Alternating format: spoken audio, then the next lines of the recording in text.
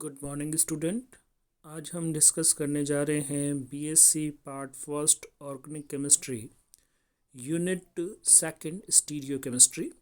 उसमें हमने conformational isomerism के बारे में डिस्कस करने जा रहे थे और हमने डिस्कस किया था एथेन के अंदर संरूपण समावयवता। एथेन के संरूपण समावयवियों के रूप में हमने ग्रसित और सांत्रित रूपों को देखा था और हमने कहा था कि ग्रसित रूप की जो ऊर्जा होती है वो अधिक होती है और सांत्रित रूप की ऊर्जा कम पाई जाती है। ऐसा इनके आगे वाले तथा पीछे वाले कार्बन, मतलब कार्बन जो दो कार्बन प्रेजेंट है उसमें दोनों कार्बन के कार्बन हाइड्रोजन बंधों के मध्य न्यूनतम दूरी, अधिकतम प्रतिकर्षण पाया जाता है ग्रसित रूप में। इस कारण से ऊर्जा में वृद्धि होती है। ऊर्जा में वृद्धि के साथ जो ग्रसित रूप है इक्लिप्स्ड कन्फॉर्मर की ऊर्जा बढ़ जाती है। जब इसको 60 डिग्री कोण पर एक कार्बन को दूसरे कार्बन के सापेक्ष घूर्णित किया जाता है, इस रोटेशन के कारण हमें सांत्रित रूप प्राप्त होता है और सांत्रित रूप की ऊर्जा कम होती है क्योंकि आगे तथा पीछे वाले कार्बन के कार्बन हाइड्रोजन बंधों के बीच में अधिकतम दूरी हो जाती है, प्रतिकर्षण न्यूनतम रहता है और ऊर्जा कम हो जाती है। नॉर्मल ब्यूटेन में हमने 4 समावयवियों की बात की। एंटी समावयवी जिसमें आगे कार्बन के मैथिल, दोनों मैथिल समूह जो है एक दूसरे के विपरीत होते हैं आगे तथा पीछे वाले कार्बन के। इस कारण से अधिकतम दूरी मैथिल समूहों के बीच में होने के कारण इसका स्थायित्व, एंटी रूप का स्थायित्व सबसे ज़्यादा होता है। फिर ग्रसित रूप की ऊर्जा अधिक होती है। ग्रसित रूप के सापेक्ष यदि गॉच कन्फॉर्मर यदि हम देखें जिसमें मैथिल समूह एक दूसरे से 60 डिग्री एंगल के ऊपर प्रेजेंट होते हैं, उसकी ऊर्जा ग्रसित रूप की तुलना में कम पाई जाती है।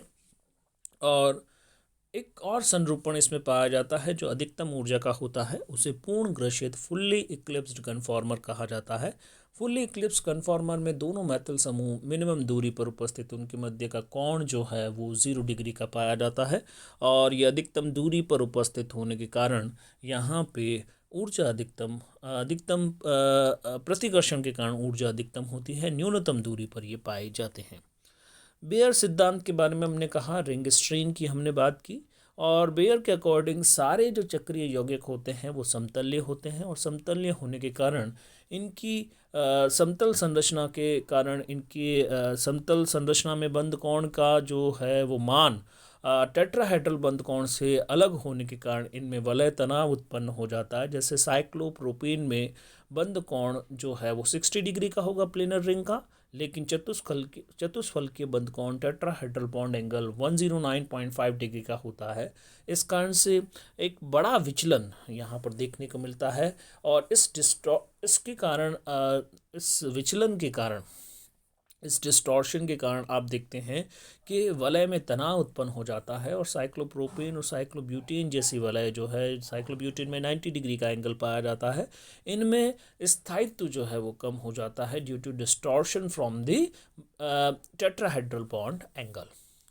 इसके बाद आगे हम बात करते हैं कम वलय तनाव के कारण साइक्लोपेंटेन तथा साइक्लोहेक्सेन का स्थायित्व उच्च। साइक्लोपेंटेन में बंध कोण 110 डिग्री का होता है जो समतल वलय होती है और आप देखते हैं कि टेट्राहेड्रल बॉन्ड एंगल 109.5 डिग्री का होता है, तो एक बहुत कम डिफरेंस जो है बॉन्ड एंगल के बीच में है। इस कारण से साइक्लोपेंटेन रिंग जो है according to Baeyer concept maximum stability की रिंग होनी चाहिए और साइक्लोहेक्सेन जो है 120 डिग्री का बॉन्ड एंगल पाया जाता है। तो यहाँ पे 10 डिग्री का अप्रॉक्स 10 डिग्री का विचलन यहाँ पे प्रेजेंट है, तो बॉन्ड एंगल रिंग स्ट्रेन यहाँ पर भी है साइक्लोपेंटेन की तुलना में, लेकिन साइक्लोपेंटेन तथा साइक्लोहेक्सेन रिंग जो है वो according to Baeyer concept stability, high stability की रिंग्स होती है। अब सासे एंड मॉर सिद्धांत की हम बात करते हैं। ये कहता है कि एक कॉन्सेप्ट आया कि साइक्लोहेक्सेन की रिंग साइक्लोपेंटेन की तुलना में बेयर के अकॉर्डिंग कम स्टेबिलिटी की होती है, लेकिन नेचर में साइक्लोहेक्सेन रिंग जो है वो बाहुल्य में पाई जाती है, यानी कि साइक्लोहेक्सेन वलय का स्थायित्व साइक्लोपेंटेन से अधिक है। तो इसकी व्याख्या जो है आप रिंग स्ट्रेन या वलय तनाव के द्वारा नहीं कर सकते। ऐसा क्यों हुआ, इसको एक्सप्लेन करने के लिए सासे एंड मोहर ने एक नया कॉन्सेप्ट दिया, वो दिया पकर्ट रिंग स्ट्रक्चर या अपन कहें असमतल्य वलय सिद्धांत। इसमें ये कहा गया कि वलय अपने वलय तनाव को कम करने के लिए असमतुल्य संरचना पकड़ रिंग स्ट्रक्चर एक्वायर करती है। जैसे साइक्लोहेक्सेन की जो वलय है वो अपने वलय के तनाव को कम करने के लिए दो प्रकार की असमतुल्य संरचनाएं या पकड़ रिंग स्ट्रक्चर एक्वायर कर लेती है, धारण कर लेती है। उसमें एक तो होता है कुर्सी समावयवी और दूसरा होता है बोट समावयवी। तो इस तरह से साइक्लोहेक्सेन में दो तरह के संरूपण पाए जाते हैं। इसमें संरूपण समावयवता जब हम व्याख्या करते हैं तो साइक्लोहेक्सेन का जो कुर्सी समावयवी है उसमें 4 कार्बन जो है वो एक प्लेन में है। जो कार्बन नंबर एक कार्बन वलय के ऊपर इंगित रहता है, जबकि दूसरा कार्बन जो है वो वलय के नीचे की ओर इंगित रहता है। समतल जो 4 कार्बन के जो समतल प्लेन बना है उसके नीचे इंगित रहता है। और एक कुर्सी का एक कार्बन जो है वो कुर्सी का बैक बना रहा है और एक कार्बन जो है वो नीचे की तरफ जा रहा है, वो फुट रेस्ट बना रहा है। तो इस तरह से कुर्सी का स्ट्रक्चर वो साइक्लोहेक्सेन की रिंग एक्वायर कर लेती है और ये कुर्सी संरूपण कहलाता है, चेयर कन्फॉर्मर ये कहलाता है। इसका दूसरा असमतुल्य संरचना जो है वो बोट कन्फॉर्मर होती है, जिसमें 4 कार्बन एक ही तल में जबकि 2 कार्बन जो है वलय के ऊपर की ओर इंगित रहते हैं। एक नौका या बोट स्ट्रक्चर जो है वो एक्वायर किया जाता है। तो साइक्लोहेक्सेन के अंदर 2 संरूपण जो है उनकी बात हम करते हैं और उसमें एक तो है चेयर कन्फॉर्मर और दूसरा है बोट कन्फॉर्मर। हम देखते हैं कि चेयर कन्फॉर्मर की जो स्टेबिलिटी होती है that is very high as compare to boat conformer. कुर्सी संरूपण का स्थायित्व नौका संरूपण से अधिक होता है। इसकी व्याख्या हम करेंगे कि ऐसा क्यों होता है, why chair conformer is more stable as compare to boat conformer. तो इसमें पहला है फ्लैग पोल हाइड्रोजन के बीच में प्रतिकर्षण या repulsive interaction between the flagpole hydrogen. Flagpole hydrogen कौन से, कार्बन नंबर जो 1 है और कार्बन नंबर जो हम बात करते हैं 6 नंबर कार्बन जो है, इसमें इससे जुड़े हुए जो कार्बन हैं, जैसे कार्बन नंबर 1 और कार्बन नंबर 4 की हम बात करें, 1 2 3 4, कार्बन नंबर 4 और कार्बन नंबर जो 1 है इससे जुड़े हाइड्रोजन फ्लैग पोल हाइड्रोजन कहलाते हैं। और इसको आप देख सकते हैं कि किस तरह से एक दूसरे की तरफ इंगित ओरिएंटेड है। और यहाँ पे हम देख सकते हैं कि ये जो फ्लैग पोल हाइड्रोजन है जो मैंने सर्कल से यहाँ पे दर्शाया है, मैं वापस से आपको बता देता हूँ फ्लैग पोल हाइड्रोजन कौन से हैं। यहाँ पे फ्लैग पोल हाइड्रोजन, ये हाइड्रोजन जो है फ्लैग पोल हाइड्रोजन है जो कि एक दूसरे की तरफ इंगित है। और क्योंकि ये एक दूसरे की तरफ प्रोजेक्टेड है, इस कारण से यहाँ पे रिपल्सिव इंटरेक्शन इनके बीच में होता है, प्रतिकर्षण होता है। और इस प्रतिकर्षण के कारण बोट कन्फॉर्मर की स्टेबिलिटी, प्रतिकर्षण जब भी होगा स्टेबिलिटी कम हो जाएगी। तो यहाँ पर रिपल्सिव इंटरेक्शन के कारण, प्रतिकर्षण के कारण नौका संरूपण का स्थायित्व कम हो गया है।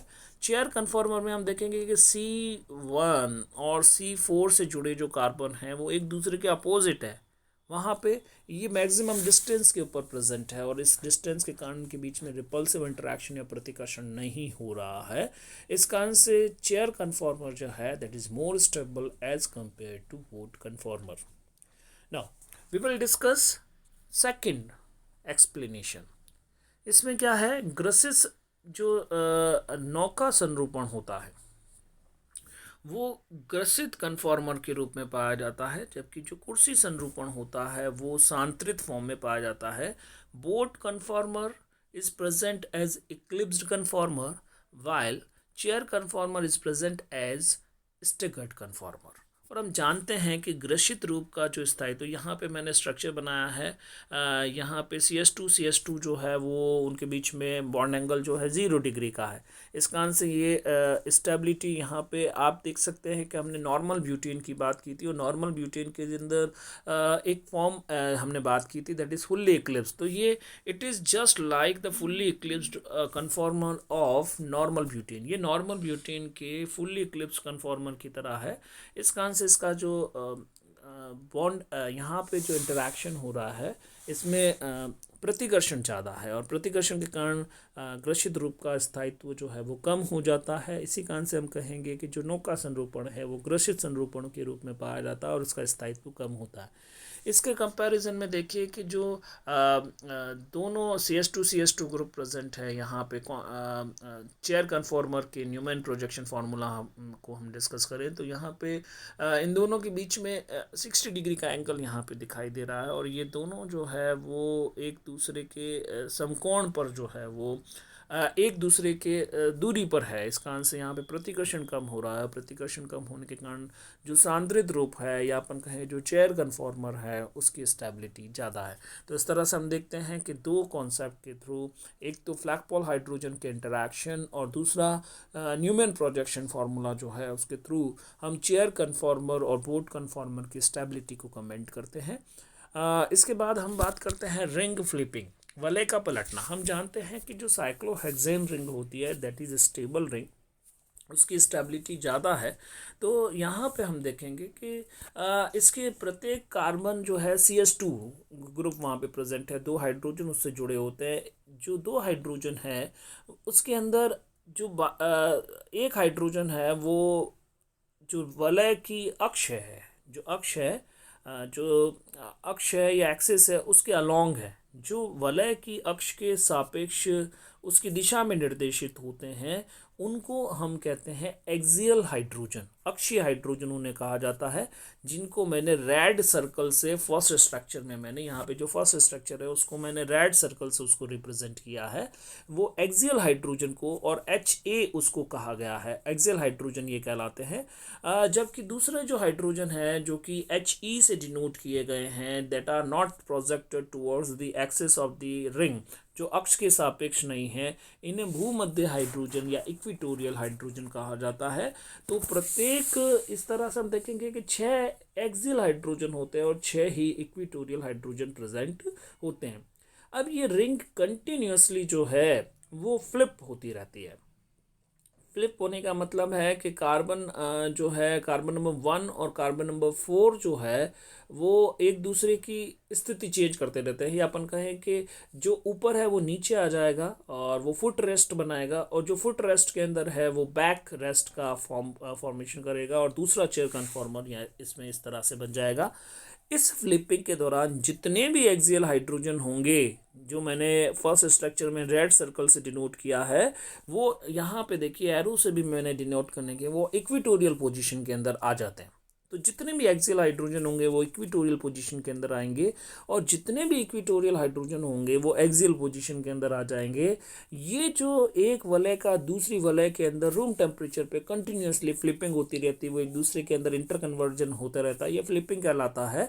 और इसमें चेयर कन्फॉर्मर जो है अपनी एक चेयर कन्फॉर्मर दूसरे चेयर कन्फॉर्मर में बदलता है, और जितने भी एक्सियल हाइड्रोजन और इक्वेटोरियल हाइड्रोजन जो है वो अपनी पोजीशन को तेज़ी से बदलते रहते हैं। इसी कारण से हम एक्सियल और इक्वेटोरियल हाइड्रोजन को NMR स्पेक्ट्रोस्कोपी के द्वारा भी हम उसको अलग नहीं मान सकते। हालांकि दो अलग पोजीशन है, ओरिएंटेशन अलग है, स्पेशल अरेंजमेंट अलग है, लेकिन इसकी स्टीरियो केमिस्ट्री को हम डिफ्रेंशिएट नहीं कर पाते हैं इवन द NMR स्पेक्ट्रोस्कोपी।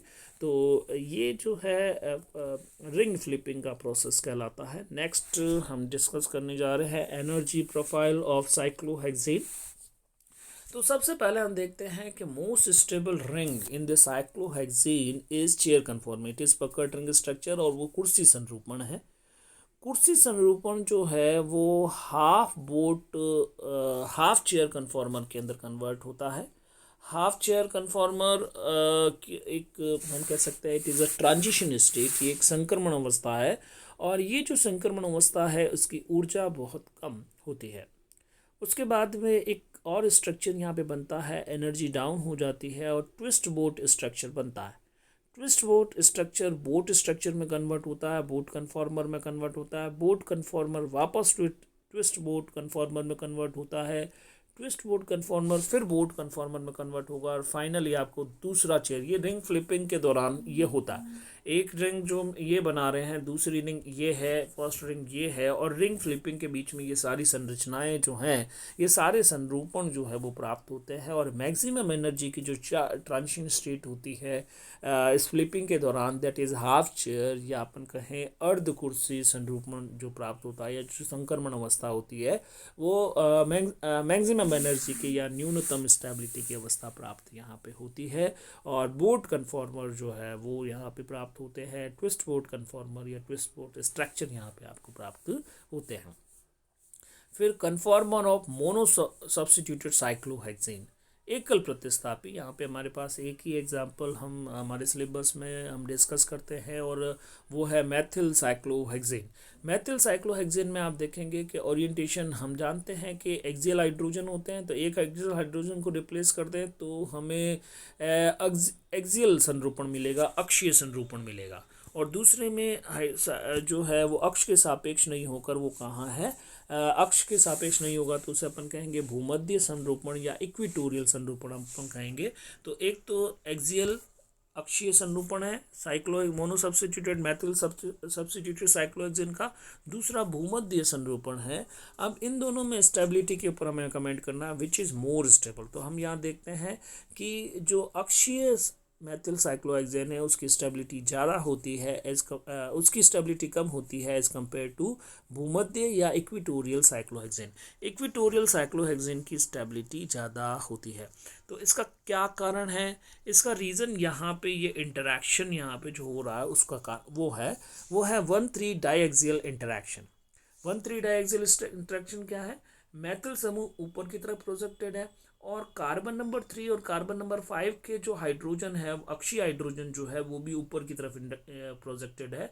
इस कारण से यहाँ पे एक स्ट्रिक ओवर क्राउडिंग हो जाती है, त्रिविन्यासी बाधा उत्पन्न होती है, और इस स्ट्रिक इंटरैक्शन के कारण यहाँ पे प्रतिकर्षण होता है। और इस प्रतिकर्षण के परिणाम स्वरूप जो अक्षीय संरूपण है उसकी ऊर्जा बढ़ जाती है, वो अधिक ऊर्जा का संरूपण यहाँ पे बन जाता है। और दूसरा जो इक्वेटोरियल है, आप देखिए कि जो अक्षीय हाइड्रोजन है मेटल समूह की तरफ प्रोजेक्टेड नहीं है, वो ऊपर की तरफ नहीं है। इस कारण से इस जो स्पेशल ओवर क्राउडिंग हो रही थी, जो स्ट्रिक ओवर क्राउडिंग हो रही थी, जो भीड़ हो रही थी, वो यहाँ पे नहीं है। और क्योंकि यहाँ पे त्रिविन्यासी बाधा नहीं है, इस कारण से प्रतिकर्षण नहीं हो रहा है, और प्रतिकर्षण नहीं होने के कारण जो भूमध्य या इक्वेटोरियल कन्फॉर्मर है उसकी स्टेबिलिटी ज़्यादा होती है। तो इसी के साथ आपका स्टीरियो केमिस्ट्री का चैप्टर जो है कंप्लीट होता है। Thank you very much.